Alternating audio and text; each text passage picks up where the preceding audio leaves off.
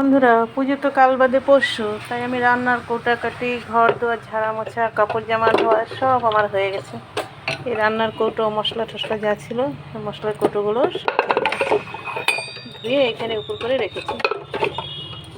হাঁড়ি কড়াইগুলো ধুয়ে এখানে উপর করে রেখেছি। খড়িতে রান্না করে না, ওই যে ওখানে রেখে দিয়েছি। হাঁড়ি কড়াই, প্রেশার কুকার কালই সব ছাড়াতে পারি, ওইভাবেই আছে।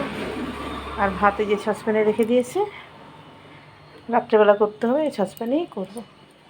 এখন এই কৌটোতে মশলাগুলো ভরবো, সব কিছু এখন ভরবো। শুকিয়ে গেছে অনেকগুলো, গ্যাসের ওভেন সেগুলো দিয়েছি, মুছে নিয়েছি। এটাও ভালো করে ধুয়েছি। এটা ছেঁচড়িগুলো বন্ধ হয়ে যায়, অনেক সময় কালির হাঁড়ি বসায়, তখন ছেদগুলো বন্ধ হয়ে যাবে। এই দেখো, আমি সব কিছু ভরে নিয়েছি। বেলুন চাকিয়ে ধুয়ে নিয়েছি। শিল নোড়াটাও ভালো করে মেজে ধুয়ে নিয়েছি। এই নোড়াটা এখানে, শিলটাই যেখানে, এই শিলটা বালতি রাখা তো, শিলটা এখানে। আর এই লবণ ঢেলেছি, এই লবণ ঢেকে নিয়েছি। এই লবণের চামচ ঢেকে দিই। আর এই যে হলুদ ঢেলে নিয়েছি, হলুদের মধ্যে চামচ ছিল, দিয়ে দিই।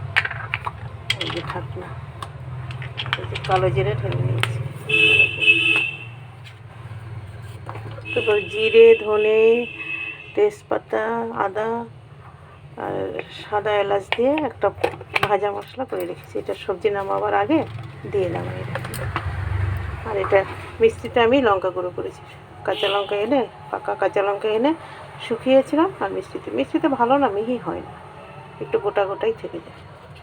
সব এটা কখনো ঝোলে দিলে পরে তখন শিল্পাটা একটু বেটে নেব। আর ঝোলে দিলে না, এগুলো ভেসে ভেসে থাকে, ভালো লাগে না। আর নিরামিষ শুকনো সবজিতে দিলে তখন ঠিক আছে। আর এই যে সাদা তেলও ঢেলে নিয়েছি।